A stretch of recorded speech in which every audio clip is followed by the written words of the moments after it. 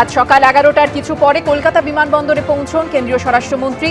তাকে স্বাগত জানান শুভেন্দু অধিকারী, সুকান্ত মজুমদার, নিশীথ প্রামাণিকরা। আর তারপরে বিমানবন্দর থেকে বেরিয়ে কেন্দ্রীয় স্বরাষ্ট্রমন্ত্রী সোজা চলে যান দক্ষিণেশ্বরে মা ভবতারিণীর মন্দিরে।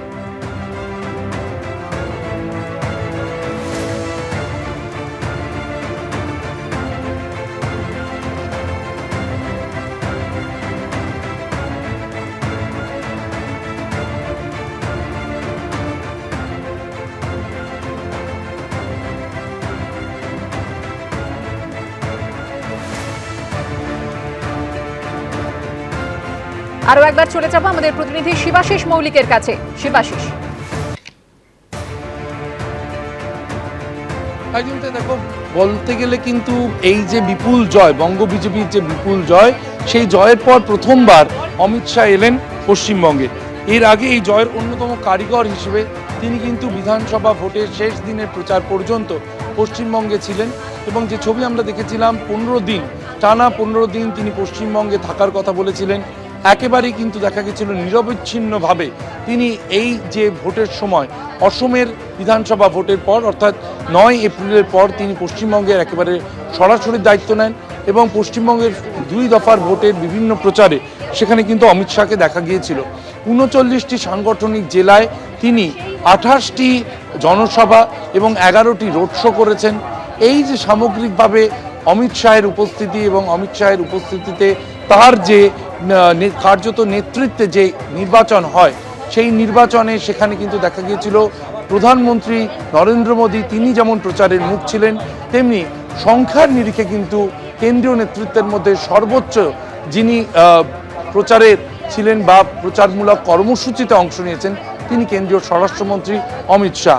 এছাড়াও একাধিক কেন্দ্রীয় মন্ত্রী তারা উপস্থিত ছিলেন, বিভিন্ন রাজ্যের মুখ্যমন্ত্রী তারা যোগ দিয়েছিলেন এবং সেই কারণেই আগামীকাল বিজেপির মুখ্যমন্ত্রী, পশ্চিমবঙ্গের প্রথম বিজেপি থেকে নির্বাচিত মুখ্যমন্ত্রী যিনি শপথ নিতে চলেছেন বিজেপি দলের সদস্য হিসেবে, যে মুখ্যমন্ত্রী শপথ নিতে চলেছেন সেখানে কিন্তু একাধিক কেন্দ্রীয় মন্ত্রী উপস্থিত থাকবেন, কেন্দ্রীয় নেতৃত্ব থাকবেন।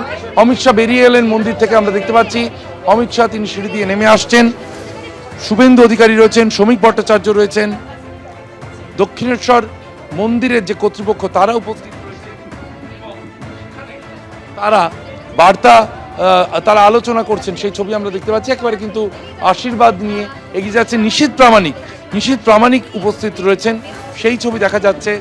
সার্বিকভাবে যে বার্তা তিনি তারা দিলেন যে বিভিন্ন সময় বিভিন্ন মন্দিরে আমরা দেখেছি বিজেপি নেতৃত্বকে তাদের ছুটে যেতে, এবং আজ যে ছবি দেখা যাচ্ছে অমিত শাহ সরকার গঠনের প্রক্রিয়া কার্যত আজকে যে জয়ী প্রার্থীদের নিয়ে বৈঠক, সেই বৈঠকের আগেই কিন্তু কেন্দ্রীয় স্বরাষ্ট্রমন্ত্রী তিনি দক্ষিণেশ্বর মন্দিরে এলেন।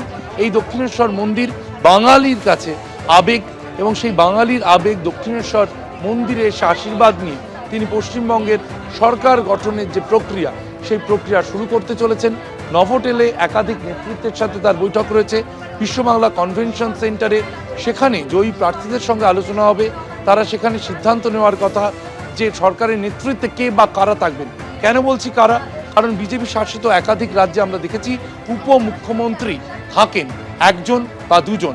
পশ্চিমবঙ্গের ক্ষেত্রে এবার কোনো উপমুখ্যমন্ত্রী দায়িত্ব নিতে চলেছেন কিনা সেই প্রশ্ন নিয়েও কিন্তু একটা ধোঁয়াশা রয়েছে, এবং সেই ধোঁয়াশা আজ সন্ধ্যাতেই সেই ধোঁয়াশা কেটে যাবে এমনটাই কিন্তু বঙ্গ বিজেপি সূত্রে খবর। অমিত শাহ তিনি আপাতত দক্ষিণেশ্বর মন্দিরের বাইরের চত্বর তিনি কিছুটা ঘুরে দেখবেন এবং তারপর তিনি এখান থেকে নভোটেল রওনা দেবেন।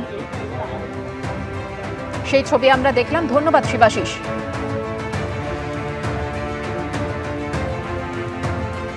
এবিপি আনন্দ, এগিয়ে থাকে, এগিয়ে রাখে।